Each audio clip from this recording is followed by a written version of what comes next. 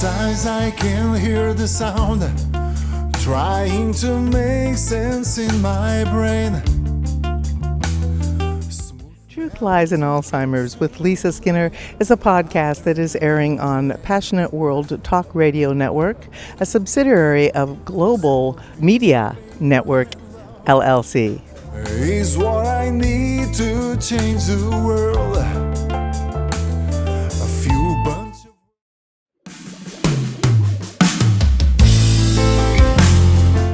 How's everybody doing today? Welcome to our show, Truth Lies in Alzheimer's, the podcast. I'm Lisa Skinner, your host. Let's go ahead and start this conversation.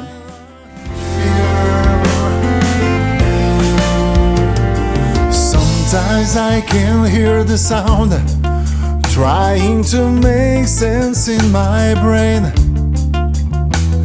Smooth melody comes to life after the rain. Cope, don't struggle. Navigate the challenges of Alzheimer's.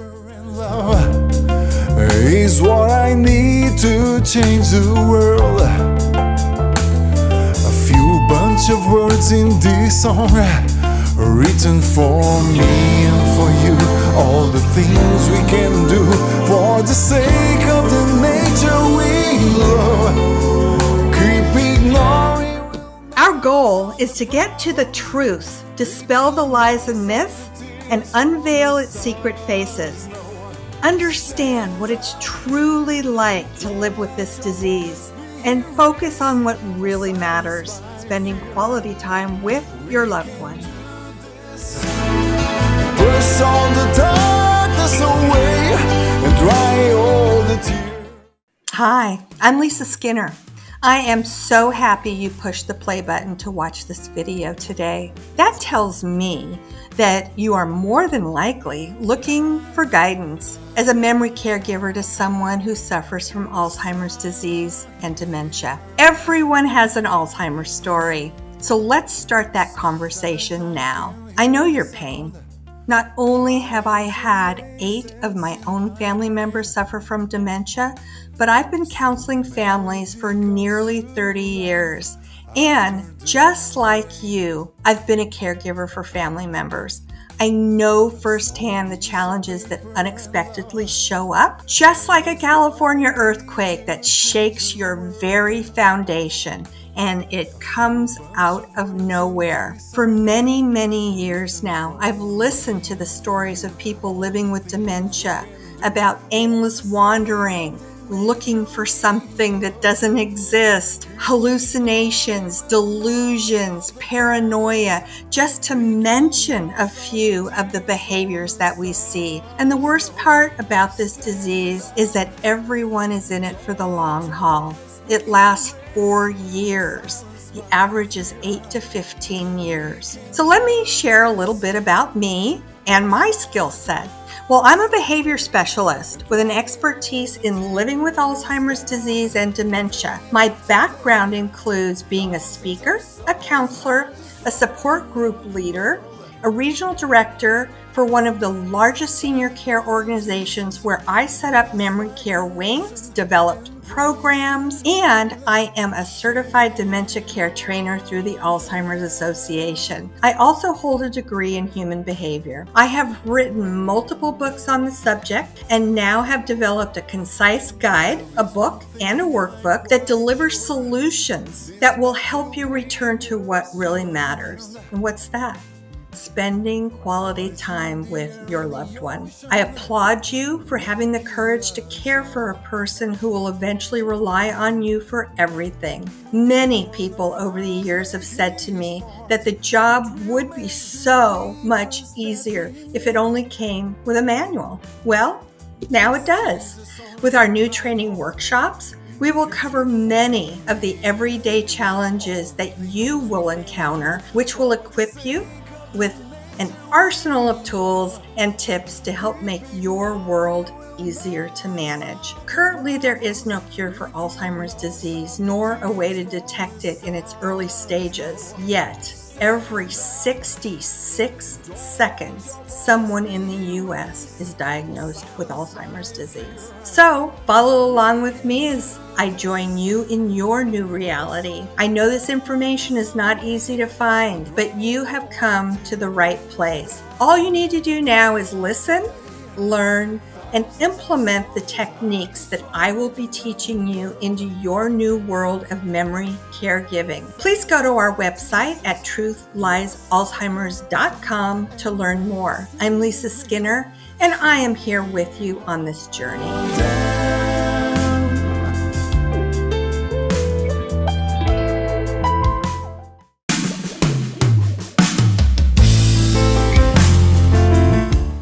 Truth Lies in Alzheimer's, Its Secret Faces by authors Lisa Skinner and Douglas W. Collins is a concise guide for caregivers navigating the heartbreaking challenges of having a loved one diagnosed with Alzheimer's disease and other dementia.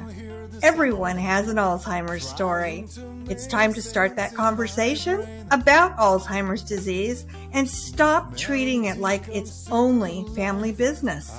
You can find it on Amazon.com, Barnes & Noble, and other fine booksellers.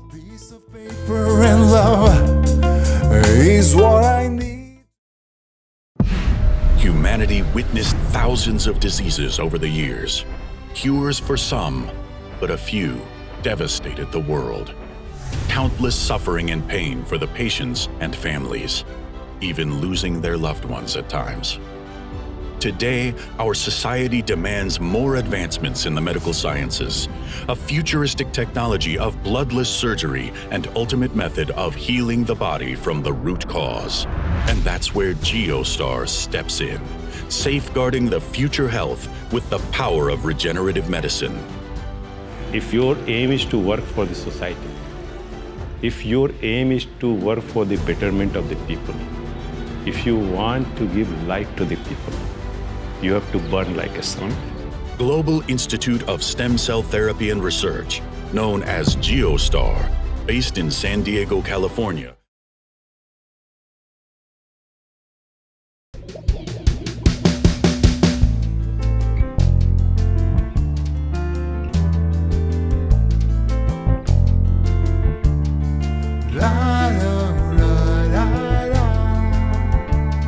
Silent fear. Sometimes Here at Truth Lies Alzheimer's, the podcast, everyone has an Alzheimer's story, including our very special guest today, Lillian Cauldwell. Lillian just happens to be the president and CEO of our network, Passionate World Talk Radio and Global Media Network. She's an active author of 3 fiction books, a former disc jockey, and is currently the host of the radio show Cool Your Heels, which airs on Passionate World Talk Radio in 176 countries and has an audience of approximately 7 million viewers a month. This is one extremely accomplished woman. So without further ado, let's start the conversation with her. Lillian, welcome to the debut episode of Truth, Lies, and Alzheimer's, the podcast. Tell us a little bit about yourself and what inspired you to create the Passionate World Talk Radio Network. Well, I've been a writer for many, many years. I've been doing it for 20 years.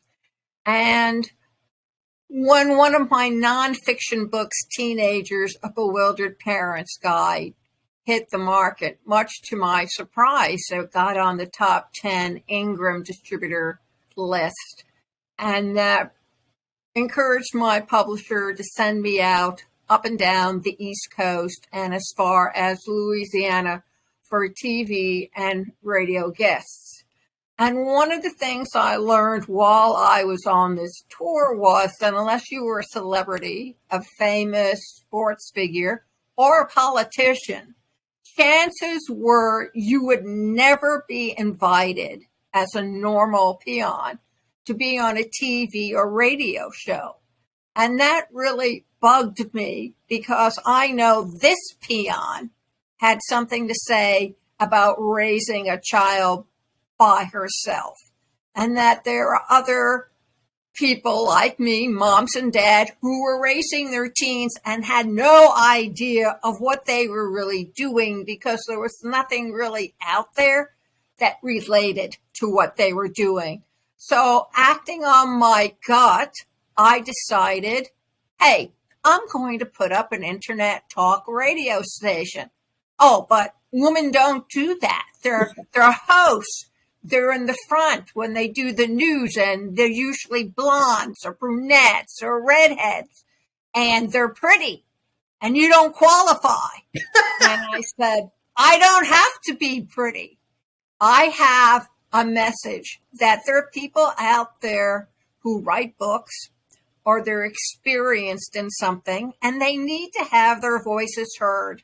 And that's exactly what I'm going to do. And 16 years later, I'm still doing it. Well, I sure applaud you for having the guts to go for it and look at the success you've accomplished since then. That is terrific. Tell us a little bit about the mission that you have created around this network. When I envisioned the station, I put together 3 principles that I felt were important for the station to be built on. And based on these 3 principles, I would be able to take it forward into the future. So what are these principles? 1 is to provide a conduit for voices that are not otherwise heard. Check mark. 2, to provide quality information and content to the listener so they can use it immediately in their business, personal, and spiritual life. Check mark. And 3, sweep out from under the taboo and forbidden topics no one wants to discuss. Discuss them and either provide a call to action or an action plan so an individual can leave a ripple behind either in their own community or a universal community. Check mark. And we have in our mission statement to go further into those stories and those experiences that other radio stations or internet talk radio stations don't want to go into because it gives you that uncomfortable feeling. Red ants traveling up your leg is a good example. But people have a tendency to want to be comfortable, and they don't want things to make them feel uncomfortable. And lucky for the rest of the world, I don't have that problem. I want them to remember. I want them to be uncomfortable. And that's my mission pretty much. Well, that's incredible. And that actually is a perfect segue into the topic that we're going to be talking about with you today. Because again, this is the podcast, Truth, Lies, and Alzheimer's. And that too is part of my dedication in what I do as an expert in Alzheimer's disease and dementia. I saw the need 50 years ago for people to start becoming more aware of Alzheimer's disease and start talking about it. And I know this topic is very personal to you too, Lillian. I'm going to ask you about that in just a second, because your husband actually suffered from Alzheimer's disease. Isn't that correct? Yes. And you were his caregiver? Yes. Okay. Well, share with us how that journey with your husband has had a lifelong impact on you. And have you been aware of the same things that I have observed over the last 30, 40, 50 years, that people really are uncomfortable talking about this topic? People are uncomfortable about talking about topics that they are afraid of. Yes. The saying, well, there by the grace of God goes he, better that he should have it than I should have it, is something that people have been saying, I think, since the beginning of time. But the problem is that with my husband, he knew he was going to get it because everybody in his family going back 90 years, 100 years, had Alzheimer's. Oh, wow. And he was angry about it. He was one of these adults who went to Bronx Science in New York City, which is a specialty school for bright kids. So he was affronted that God had decreed that he would have Alzheimer's. And he was just angry. And anger resulted in physical action with fists that pounded into walls. And I didn't stick around to see if he was going to pound into me. But people have to understand that that was not my husband. It was the disease. And that's what a caregiver has to recognize immediately, that the person that they once loved and cared for is no longer there. And you have to come to peace with it. That's one of the things that I've learned too, Lillian, which has been a huge lesson for me. And I have found that it's absolutely key to unlocking kind of the secret to managing this disease is first understanding what the disease is doing to the person who's suffering from it. And, many of the family members that I've worked with over the past 3 decades have shared with me that watching a family member suffer from dementia is like losing that person twice. First through the decline of the disease, and then through upon their physical death. You're going to look at yourself and you're going to forgive your husband or your wife or whoever has the illness from whatever actions happen because of what the disease has done to his or her brain. Yeah, that's a really interesting perspective. And I actually have a couple quotes from people who have been on the same journey as you have and as I have. One woman whose mother is currently progressing through dementia writes, "I don't know how to come to terms with the loss of a mother who's still alive. The person I would always run to, who would love me and hug me and tell me everything is going to be okay, is no longer there." I find that absolutely heart-wrenching. Another woman expressed it this way: "Nothing is worse than grieving twice for a loved one. First the diagnosis, and then watching the decline. Then the final day."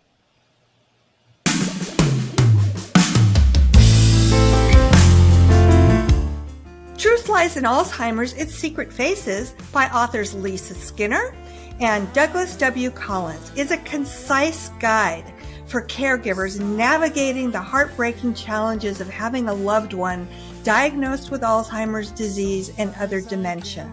Everyone has an Alzheimer's story. It's time to start that conversation about Alzheimer's disease and stop treating it like it's only family business. You can find it on Amazon.com, Barnes & Noble, and other fine booksellers. Paper and love is what I need.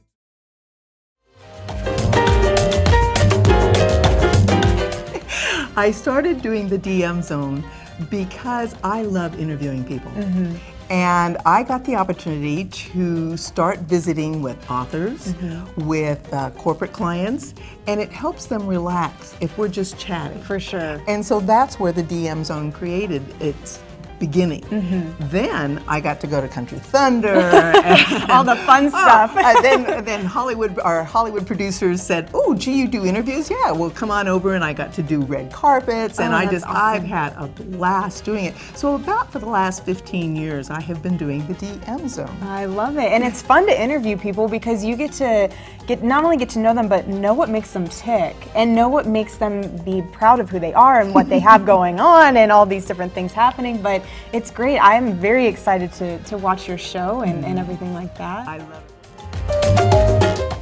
Arnold Schwarzenegger supported the use of stem cells for medical treatment as one of his main election agenda items. credit goes to a handful of people, like USA's First Lady Nancy Reagan, the authority in the field of stem cell science and chairman of Geostar, Dr. Anand Srivastava, Michael J. Fox, Christopher Reeve, and a few researchers who fought against the entire establishment to make this unexplored yet powerful medical science to see the daylight. Yes, it's very difficult. I mean, he was diagnosed with Alzheimer's. The neurologist calmly told me to find a nursing home, dump him, and walk away.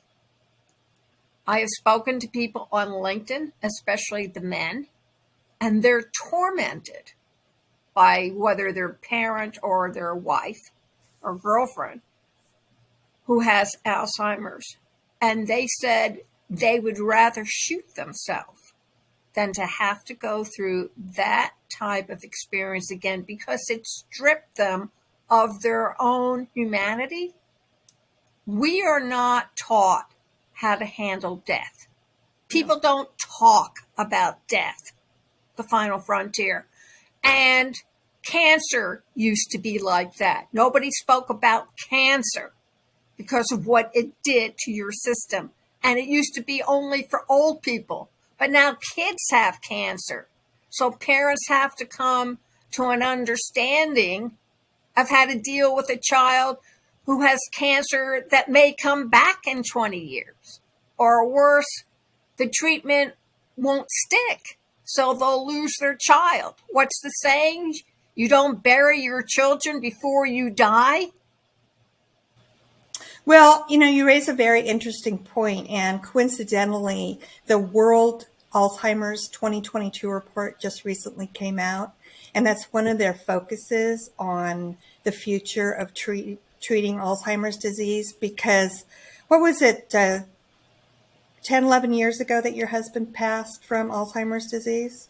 And now, 10, 11 years later, one of the things that they brought out in the report is how the diagnosis of Alzheimer's disease is treated by most physicians, that they give them the diagnosis and then basically it's go get your life in order, get your affairs in order. So not that much has changed. No. I haven't seen much change in the 50 years since my grandmother was diagnosed with Alzheimer's disease.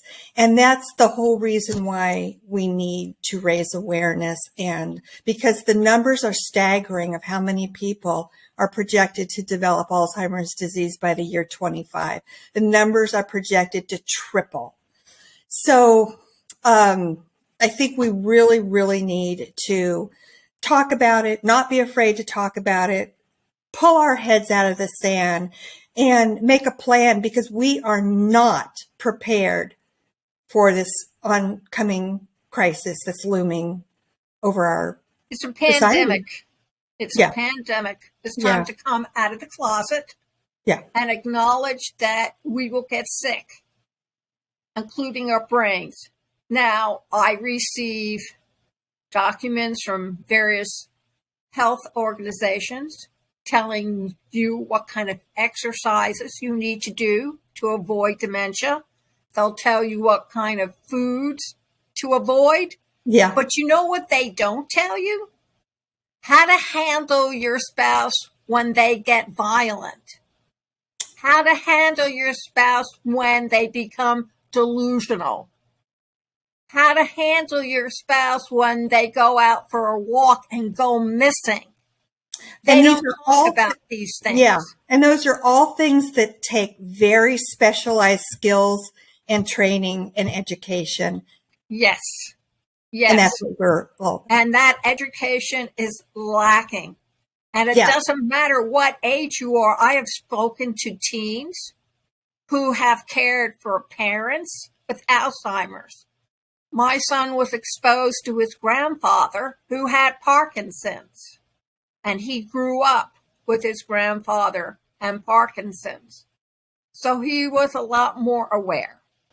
And another thing that people don't realize is the things that you mentioned, they come out of nowhere, like a California earthquake with no warning whatsoever, and people aren't prepared.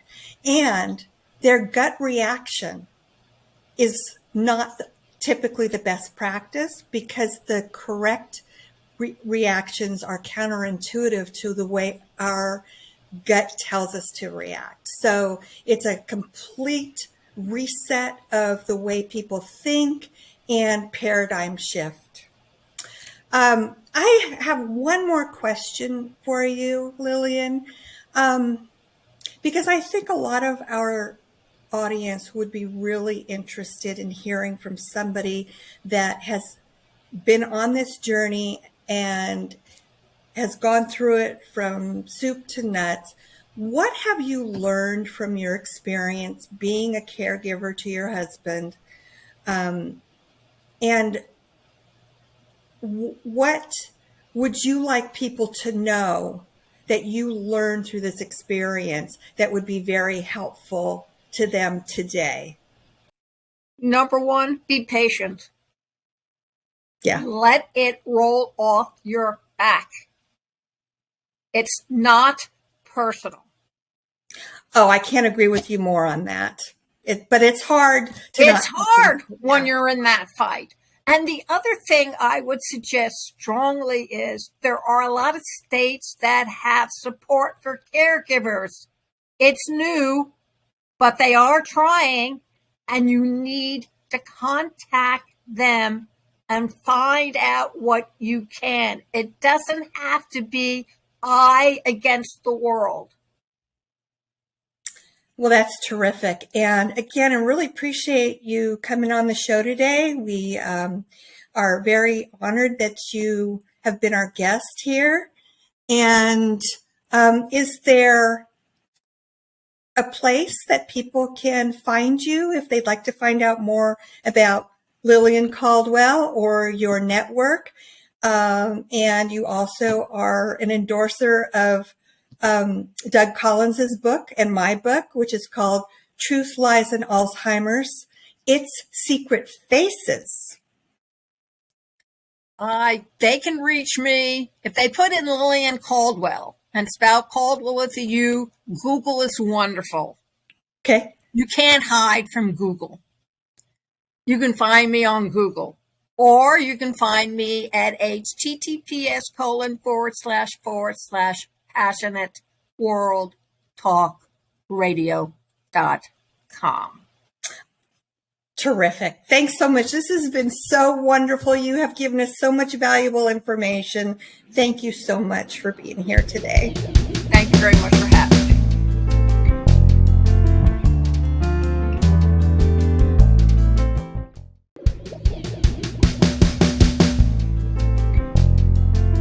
You have to have someone you can talk to about this without feeling like you're judged. When you live with an Alzheimer's patient, or you live with someone who's suffering dementia, whether it's in your home or whether it's in a care facility somewhere else, it's the elephant in the room. It's always right in your face. You're never very far away from it.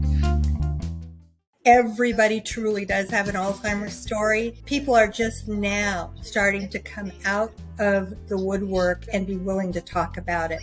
Before, they wouldn't even talk about it because of stigmas and being afraid of judgments and being afraid to admit that they have this situation going on. We really need to raise this awareness because we are on the verge of the next global crisis. Sometimes I can hear the sound trying to make sense in my brain. Smooth melody comes to life after the rain.